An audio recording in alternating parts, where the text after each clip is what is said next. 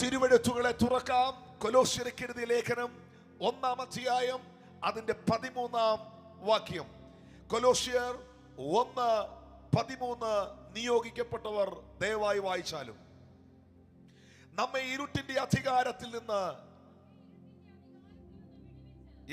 തന്റെ സ്നേഹസ്വരൂപനായ പുത്രന്റെ രാജ്യത്തിലാക്കി വയ്ക്കുകയും ചെയ്ത പിതാവിന് സന്തോഷത്തോടെ സ്തോത്രം ചെയ്യുന്നവർ ആകേണമെന്നും അപേക്ഷിക്കുന്നു. നമ്മെ ഇരുട്ടിന്റെ അധികാരത്തിൽ നിന്ന് വിടുവിച്ച് തന്റെ സ്നേഹസ്വരൂപനായ പുത്രന്റെ രാജ്യത്തിൽ ആക്കി വെച്ച പിതാവിന് സന്തോഷത്തോടെ സ്തോത്രം ചെയ്യണം. അതാദ്യം ഒന്ന് ചെയ്യാം.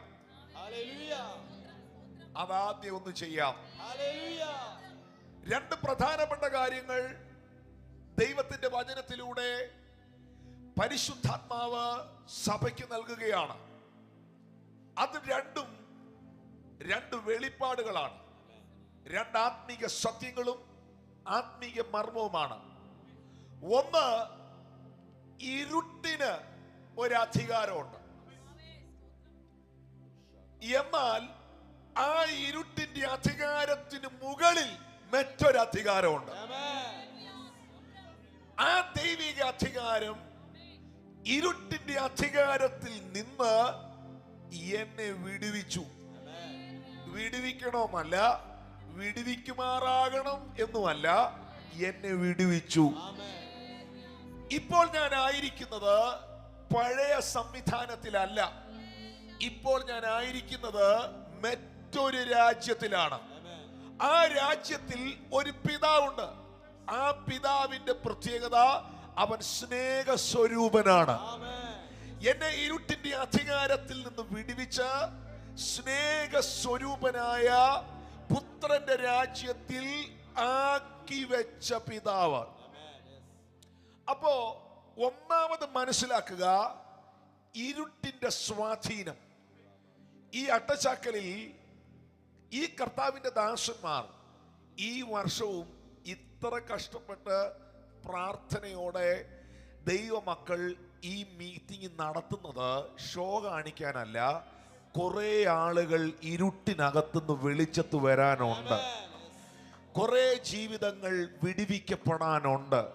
ഒരു സമയത്ത് ഇരുളിനാൽ ബന്ധിക്കപ്പെട്ട് ഇരുട്ടിന്റെ അധികാരത്തിനാൽ കെട്ടപ്പെട്ട് കിടന്ന നമ്മെ തന്റെ പുത്രനായ യേശു ക്രിസ്തുവിലൂടെ വിടുവിച്ച് സ്നേഹസ്വരൂപനായ പുത്രന്റെ രാജ്യത്തിൽ നമ്മെ ആക്കി വെച്ചത് കൊണ്ടാണ് നമ്മിൽ പലരും ഇന്ന് രാത്രിയിൽ ഈ സന്തോഷം ഇവിടെ അനുഭവിക്കുന്നത്. അങ്ങനെയാണെങ്കിൽ ആ സന്തോഷം കോന്നി ദേശത്ത് മുഴുവൻ ഉണ്ടാകണം. ആ സന്തോഷം ഈ പത്തനംതിട്ട ജില്ലയിൽ മുഴുവൻ ഉണ്ടാകണം. ആ സന്തോഷം എൻ്റെ രാജ്യമായ ഭാരതത്തിൽ ഉണ്ടാകണം. ഇന്ന് രാത്രിയിൽ ആ ദൈവിക അധികാരത്തിന്റെ അതിശക്തമേറിയ വെളിപ്പെടുത്തലുകൾ ഈ ശുശ്രൂഷയിൽ വെളിപ്പെട്ടു വരണം. എനിക്ക് മുൻപേ ശുശ്രൂഷിച്ച കർത്തൃദാസൻ ഇവിടെ പറഞ്ഞൊരു വാക്കുണ്ട്, അധികാരത്തിന് പരിമിതികളില്ല. ആ പരിമിതിയില്ലാത്ത ദൈവിക അധികാരത്തിന്റെ ശക്തി എന്തെന്ന് ഈ ദേശം അറിയണം. ഞാൻ സേവിക്കുന്ന ദൈവം സർവശക്തനാണെന്ന് ഉറപ്പുള്ളവരെന്ന് കൈകൾ ഉയർത്തി ദൈവത്തിന് നന്ദി പറഞ്ഞേ. അതുകൊണ്ടല്ലേ 1 പത്രോസിന്റെ ലേഖനം 2-ാം അധ്യായം 9-ാം വാക്യത്തിൽ അപ്പോസ്തലനായ പത്രോസ് പറഞ്ഞത്, നിങ്ങളോ അന്ധകാരത്തിൽ നിന്ന് തന്റെ അത്ഭുത പ്രകാശത്തിലേക്ക് നിങ്ങളെ വിളിച്ചവന്റെ സൽഗുണങ്ങളെ ഘോഷിക്കത്തക്കവണ്ണം തെരഞ്ഞെടുക്കപ്പെട്ട ഒരു ജാതിയും രാജകീയ പുരോഹിത വർഗവുമാകുന്നു. നിങ്ങളോ, ഞാനോ, നിങ്ങളോ അന്ധകാരത്തിൽ നിന്ന് അത്ഭുത പ്രകാശത്തിലേക്ക് വിളിച്ചവന്റെ സൽഗുണങ്ങളെ ഘോഷിക്കുവാൻ. ഇപ്പോൾ ഞാനും നിങ്ങളും ആയിരിക്കുന്നത് ഒരു സാധാ പ്രകാശത്തിലല്ല. എന്നെയും നിങ്ങളെയും ആക്കി വെച്ചിരിക്കുന്നത് ഒരു മാർവലസ് ലൈറ്റിനകത്താണ്. ഒരത്ഭുത പ്രകാശത്തിനകത്താണ്. ഞാൻ വീണ്ടും ആ വാക്ക് ആവർത്തിക്കുന്നു, അത്ഭുത പ്രകാശം. ചേർന്ന് പറഞ്ഞ് അത്ഭുത പ്രകാശം. ഈ അത്ഭുത പ്രകാശം ഇന്ന് രാത്രിയിൽ ഇതിന്റെ നടുവിൽ ഉള്ളതിനാൽ 2-3 പേരുടെ നാമത്തിൽ എവിടെ കൂടിയാലും അതിന്റെ മധ്യയിൽ ഉള്ളതിനാൽ ആ അത്ഭുത പ്രകാശത്തിലേക്ക് എന്നെയും നിങ്ങളെ കൊണ്ടുവന്നതിനാൽ എത്ര പേര് ഇന്ന് രാത്രിയിൽ ഒരു അത്ഭുതം പ്രതീക്ഷിക്കുന്നു? ഇന്ന് രാത്രിയിൽ ഈ ഗ്രൗണ്ടിൽ എത്ര പേർ ഒരു അത്ഭുതം പ്രതീക്ഷിക്കുന്നു? ഞാനൊരു അത്ഭുതത്തെ പ്രതീക്ഷിക്കുകയാണ്.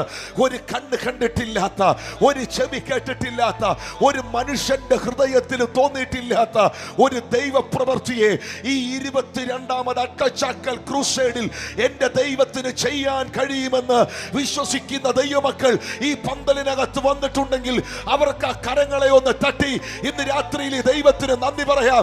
ഞാൻ അത്ഭുതങ്ങളെ പ്രതീക്ഷിക്കുന്നതിന്റെ കാരണം മറ്റൊന്നല്ല, എന്റെ നടുവിൽ വന്നിരിക്കുന്നത്, ഞങ്ങളുടെ മധ്യേ വന്നിരിക്കുന്നത്, ഞങ്ങൾ സേവിക്കുന്നത് അത്ഭുതത്തിന്റെ ദൈവത്തെയാണ്.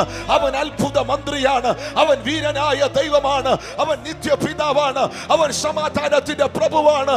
ഇന്ന് രാത്രിയിൽ ഈ കൺവെൻഷൻ കഴിയുമ്പോൾ എന്റെ ജീവിതത്തിൽ ഈ ദൈവം ഒരത്ഭുതത്തെ ചെയ്യുമെന്ന് വിശ്വസിക്കുന്നവർ ശബ്ദമുയർത്തി കർത്താവിന് നന്ദി പറഞ്ഞേ. പക്ഷേ ഈ അത്ഭുതം നമ്മിൽ സംഭവിക്കണമെങ്കിൽ ഈ വെളിച്ചത്തിലേക്ക് വരണം.